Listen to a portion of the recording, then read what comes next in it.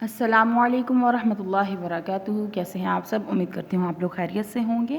ہم اپنے قرآنی قاعدہ کے سبق کو آگے بڑھاتے ہیں، لیکن اس سے پہلے آج کا پیغام ہے گندا ہوم ورک نہیں کرنا۔ مطلب ابھی تو آپ کو ہوم ورک مل رہا ہے تو بہت سے بچے بہت گندا کام کر رہے ہیں، تو آپ نے گندا کام نہیں کرنا بیٹے، صاف ستھرا خوبصورتی کے ساتھ لکھا ہونا چاہیے۔ ہم اپنے قرآنی قاعدہ کے سبق کو آگے بڑھاتے ہیں۔ آج ہم نے پڑھنا ہے صفحہ نمبر 35 پر سبق نمبر 16۔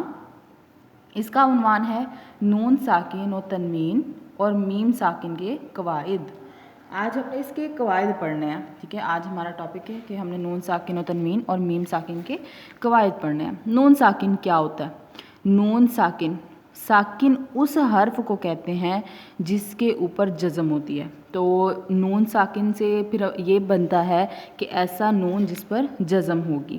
اور تنوین کسے کہتے ہیں؟ تنوین کہتے ہیں دو زبر، دو زیر، دو پیش کو تنوین کہتے ہیں۔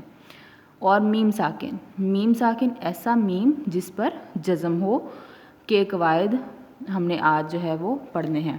سب سے پہلے نون ساکن کیا ہوتا ہے؟ وہ ہوتا ہے جس پر جزم ہو۔ میں نے آپ کو بتایا ہے ایسا حرف جس پر جزم ہو اسے ہم ساکن کہتے ہیں۔ تو نون ساکن ایسا نون جس پر جزم ہو۔ یہ نون وقف اور وصل دونوں صورتوں میں پڑھا جاتا ہے۔ جہاں پر یہ نون آ جائے گا، ٹھیک ہے، یہ ساکن ہوتا ہے، ٹھیک ہے، چاہے آپ اس حرف پر وقف کر رہے ہو کہ نہیں کر رہے ہو، مطلب ایسا لفظ جس کے آخر میں نون ساکن آ جائے اس پر آپ چاہے وقف کرو یا نہ کرو، دونوں صورتوں میں نون ساکن پڑھا ہی جائے گا۔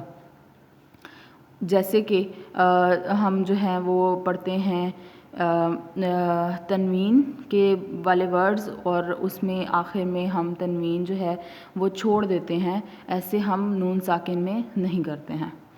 آگے دوسرا ہے نون تنوین کسے کہتے ہیں؟ دو زبر، دو زیر اور دو پیش کو نون تنوین کہتے ہیں۔ یہ تنوین، اس کو نون تنوین بھی کہتے ہیں اور اس کو خالی تنوین بھی کہتے ہیں، کیونکہ اس کو پڑھتے ہوئے آخر میں نون کی آواز آتی ہے، اس لیے اس کو نون تنوین کہتے ہیں۔ نون تنوین ہمیشہ کلمے کے آخر میں آتا ہے۔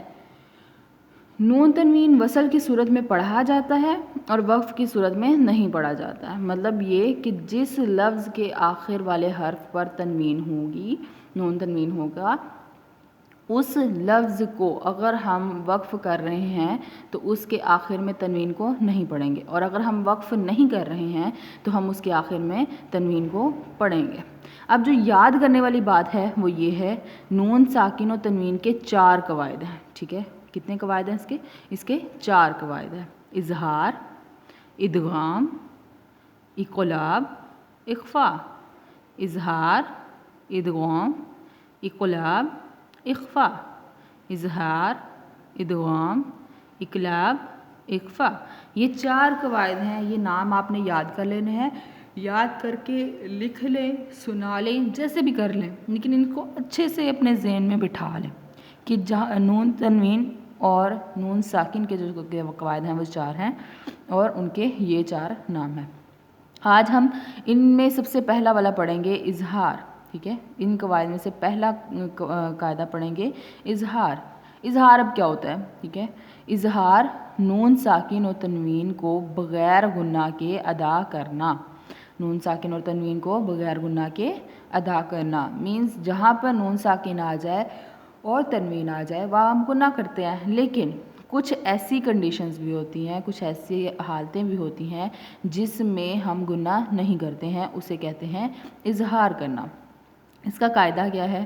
یہ جو میں نے آپ کے سامنے پینسل سے جو باکس میں لائے ہوئی ہیں لائنیں، یہ آپ اس کو انڈر لائن کر لیں اور اس کو آپ نے بھی یاد بھی کرنا ہے، ٹھیک ہے۔ یاد رکھیں گے تو ہی اس کو جو ہے وہ آگے پڑھ سکیں گے۔